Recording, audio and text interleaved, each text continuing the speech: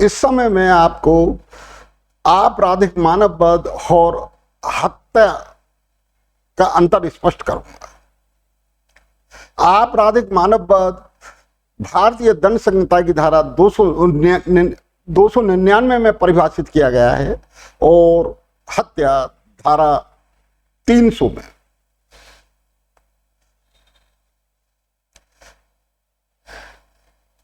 आपराधिक और मानववाद में आधारभूत अंतर क्या है,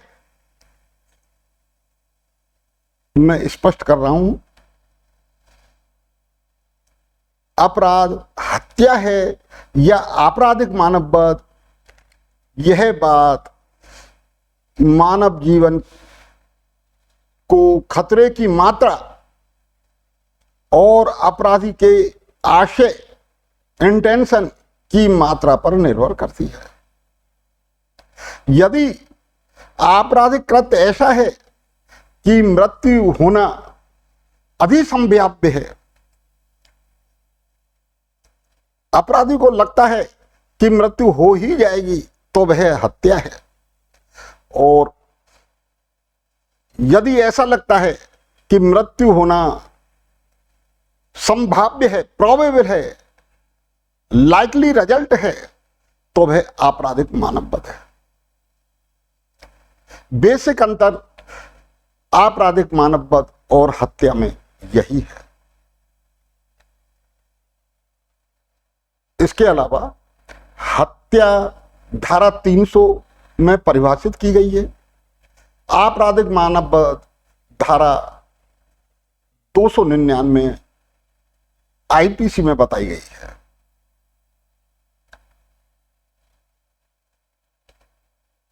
हत्या गंभीर प्रकृति का अपराध है, जबकि आपराधिक मानववाद कम गंभीर है, अपेक्षाकृत कम गंभीर है, क्योंकि हत्या में धारा 302 के अंतर्गत कैपिटल पनिशमेंट है, मृत्युदंड है एवं जुर्माना भी है, जबकि आपराधिक मानववाद में धारा 304 में पनिशमेंट दिया गया है और अधिकतम दंड आजीवन कारावास व फाइन है। पार्ट 304 के पार्ट सेकंड में तो अधिकतम दंड 10 वर्ष या फाइन या दोनों है।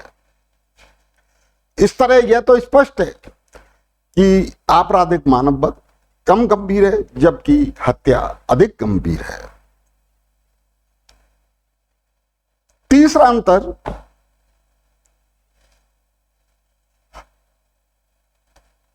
हर हत्या आपराधिक मानववाद है,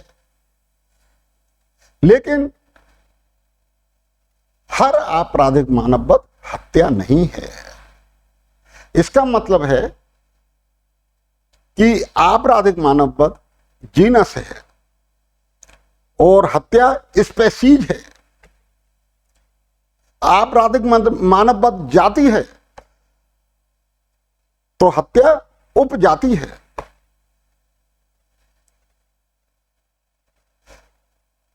All murder is culpable homicide, but all culpable homicide is not murder.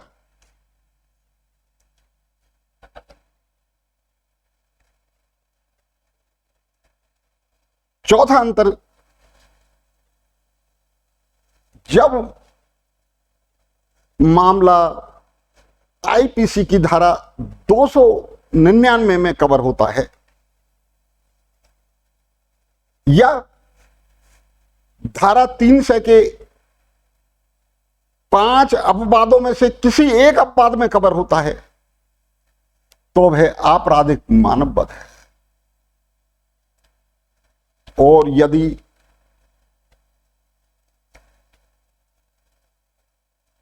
आपराधिक कृत्य धारा 300 की जो 4 क्लॉज हैं उसमें से किसी एक क्लॉज में कवर होता है, तो वह हत्या है।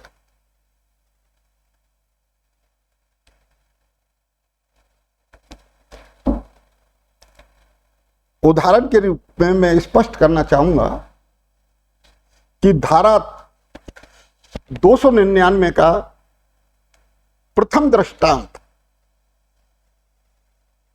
बताता है कि एक व्यक्ति ने समतल भूमि पर गड्ढा खोदा और उस पर लकड़ियां और घास बिछा दी, इस आशा के साथ बिछाई कि दुश्मन आएगा, इसको समतल भूमि सुदृढ़ भूमि मान करके चलेगा और गिर जाएगा, और उसे ज्ञान है कि मर भी सकता है। तो इसे हत्या नहीं माना गया बल्कि आपराधिक मानव वध माना गया। क्यों कि उसकी रिस्क की मात्रा, जोखिम की मात्रा कम थी। गड्ढा 2-3 फीट का था या 3-4 फीट का था, तो ये मोस्ट प्रोबेबल रिजल्ट नहीं था कि वह मर ही जाएगा उस गड्ढे में डूबने से, गिरने से। इसलिए इसे आपराधिक मानव वध अंतर्गत धारा 299 माना, क्योंकि उसका मरना निश्चित नहीं था, आदि संभाव्य परिणाम नहीं था। लेकिन उस गड्ढे में यदि 4 जहरीले सांप, कोबरा डाल दिए जाएं और उस गड्ढे में आदमी, दुश्मन गिर जाए और फिर मर जाए, तो यह निश्चित रूप से हत्या हो गई, क्योंकि खतरे की मात्रा और इंटेंशन की मात्रा ज्यादा बढ़ गई। कहने का तात्पर्य यह है कि क्रिमिनल एक्ट ऐसा हो कि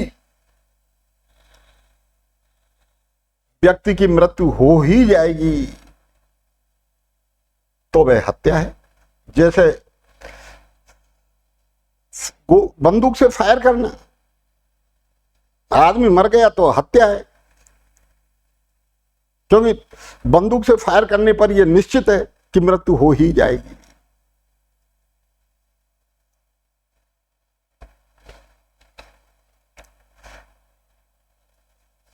हत्या और मानव वध के जो इंपॉर्टेंट केस हैं वो रेक्स वर्सेस गोविंदा और state of Andhra Pradesh versus R Punaiya है। Rex versus Govinda privy council का जजमेंट है और स्टेट ऑफ आंध्र प्रदेश बनाम आर पुनैया सुप्रीम कोर्ट का जजमेंट है। सुप्रीम कोर्ट ने इस जजमेंट में रेक्स बनाम गोविंदा के जजमेंट का हुबहू अनुसरण किया है और सुप्रीम कोर्ट का यह पहला जजमेंट है जिसमें आपराधिक मानव वध और हत्या को स्पष्ट किया गया है। रेक्स वर्सेस गोविंदा के फैक्ट से मैं आपको यह अंतर और स्पष्ट करना चाहूंगा कि रेक्स वर्सेस गोविंदा के केस में अभियुक्त गोविंदा अपनी पत्नी को जमीन पर गिराकर उसकी छाती पर घुटनों के बल बैठ गया।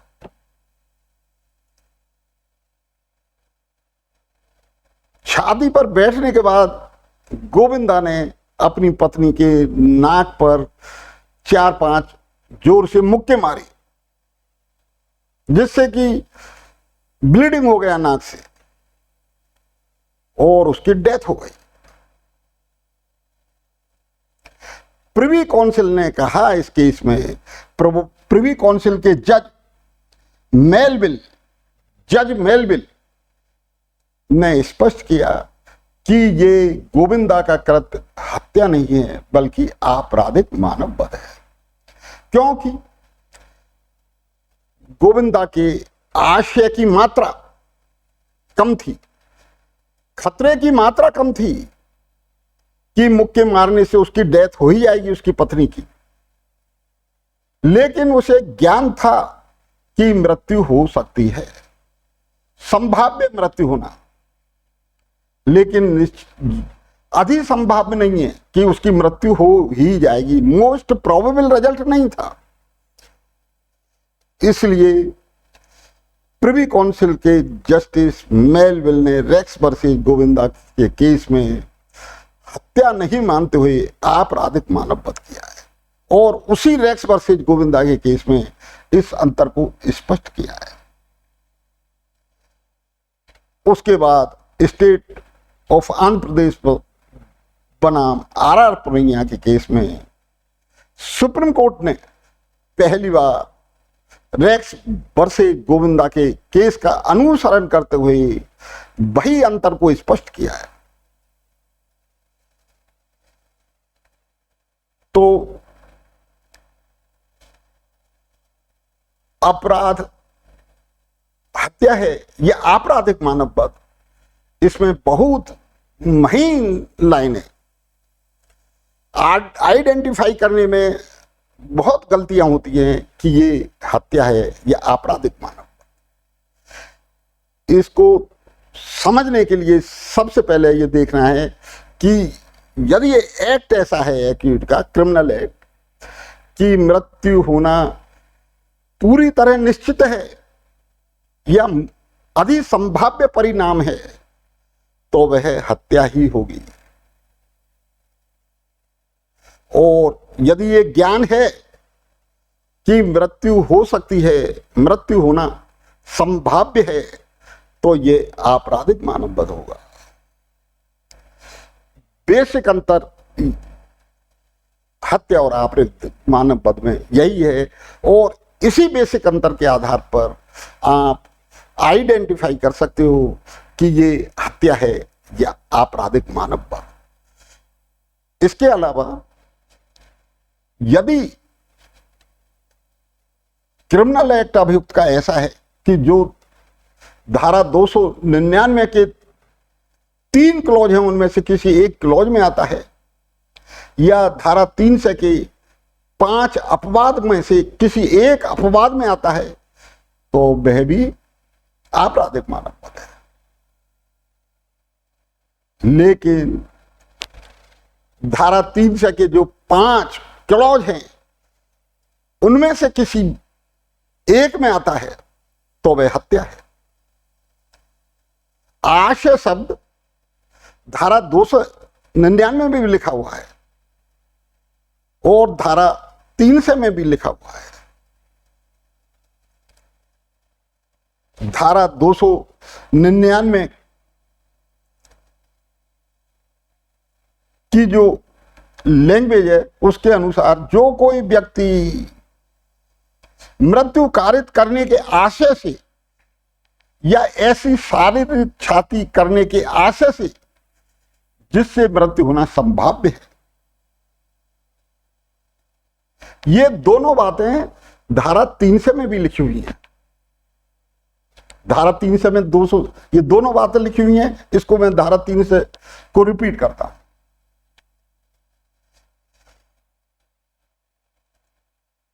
आपराधिक मानववध हत्या है यदि वह कार्य मृत्यु कारित करने के आशय से किया गया। वही बात आ गई जो 299 में लिखी हुई है। फिर दूसरा, आपराधिक मानववध हत्या है यदि ऐसी शारीरिक क्षति करने के आशय से किया गया है कि जिससे अपराधी जानता हो कि मृत्यु कारित होना संभाव्य है। आशय दोनों में शब्द है, लेकिन धारा 299 में आशय की मात्रा कम होती है और धारा 300 हत्या के केस में आशय की मात्रा ज्यादा होती है। बंदूक से गोली मार करके हत्या कर दी तो निश्चित आशय की मात्रा 100% है, 99% है। लेकिन किसी के सिर पर एक लाठी मारी और एक लाठी से ही डेथ हो गई तो आशय की मात्रा कम है, वहां आपराधिक मानव वध होगा। लेकिन सिर पर दमादम 8-10 लाठी मारी जाए और उसकी मृत्यु हो जाए तो निश्चित आशय की मात्रा बहुत ज्यादा है और यह अपराध हत्या होगा। लेकिन एक लाठी मारने से ही उसकी डेथ हो गई तो इसका मतलब है कि उसकी आशय कम था। यदि आशय पूरा होता तो वो एक लाठी मारकर ही क्यों चुप रहता, वो और भी लाठी सिर पर मारता। इसलिए हत्या है या आपराधिक मानव वध, यह खतरे की मात्रा पर या अपराधी के आशय की मात्रा पर निर्भर करता है। यदि खतरे की मात्रा ज्यादा है, अपराधी के आशय की मात्रा ज्यादा है तो हत्या है, और यदि खतरे की मात्रा कम है और आप आशय की मात्रा भी कम है तो वह आपराधिक मानव वध है। जैसे धारा 299 का इलस्ट्रेशन 1 मैंने बताया था कि एक गड्ढा खोदा कि दुश्मन आएगा, इसमें चलेगा और मर जाएगा। उस गड्ढे को मैंने लकड़ी और घास से भर दिया जिससे कि ऐसा लगे कि यह भूमि समतल है और दुश्मन उस भूमि पर चलता है और गिर करके मर जाता है। तो यहां पर खतरे की मात्रा कम है, आशय की मात्रा कम है, क्योंकि 2-3 फीट 4 फीट के गड्ढे पर आदमी मर जाएगा ये निश्चित नहीं है। उसकी आशय की मात्रा भी कम है, इसलिए ये आपराधिक मानव वध हुआ, न कि हत्या। लेकिन इसमें मैं गड्ढे में 4 जहरीले सांप डाल दूं और घास और लकड़ियां बिछा दूं, फिर दुश्मन आए और उसमें गिर जाए और मर जाए तो यह निश्चित हत्या है, क्योंकि अपराधी की आशय की मात्रा बहुत अधिक है और खतरे की मात्रा भी बहुत अधिक है। बंदूक से गोली चली तो खतरे की मात्रा पूरी है और आशय की मात्रा भी पूरी है। आशय की मात्रा वहां भी होती है जहां पर धारा 300 के अपवाद बताए गए। अपवाद गंभीर और अचानक प्रकोपन के फलस्वरूप यदि अभियुक्त गोली से किसी व्यक्ति की मृत्यु कारित कर दे तो अपराध आपराधिक मानव वध का हुआ। हत्या की कोटि में न आने वाला आपराधिक मानव वध हुआ, लेकिन आशय की मात्रा फुल है, पूरी है, वो धारा 300 की अपवाद में आ गया। इसलिए ये धारा 299 के अंतर्गत आपराधिक मानव वध जो हत्या की कोटि में नहीं आता है की श्रेणी में आता है, और धारा 304 पार्ट फर्स्ट में दंडनीय है, क्योंकि आशय है इसमें, इसलिए यह धारा 304 पार्ट फर्स्ट में आएगा। लेकिन जैसे रेक्स वर्सेस गोविंदा के केस में अभियुक्त गोविंदा ने अपनी पत्नी को गिरा करके घुटनों के बल उसके छाती पर बैठ गया और 3-4 मुक्के मारे जिससे उसकी डेथ हो गई, तो इसमें आशय की मात्रा कम थी। मानव जीवन को खतरे की मात्रा भी कम थी, इसलिए यह हत्या की कोटि में न आने वाला आपराधिक मानव वध हुआ। अतः रेक्स वर्सेस गोविंदा के फैक्ट का केस धारा 304 पार्ट सेकंड में आएगा। ग्रेव एंड सडन प्रोवोकेशन से जहां डेथ कारित की जाती है वो धारा 304 पार्ट फर्स्ट में कवर होगा, और धारा 299 के अंतर्गत केस कवर होता है तो वह धारा 304 पार्ट सेकंड में कवर होगा, जैसा कि रेक्स वर्सेस गोविंदा में बताया गया है।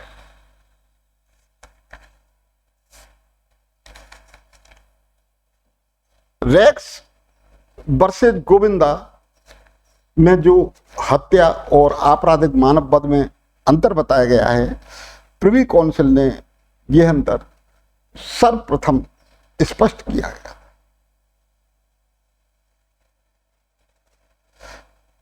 तो रेक्स वर्सेस गोविंदा के अलावा प्रिवी काउंसिल का एक अन्य केस भी धारा 299 3 से के अंतर को स्पष्ट कर रहा है, वो है Inder Singh versus king emperor. Inder Singh versus emperor यह भी प्रिवी काउंसिल का केस है।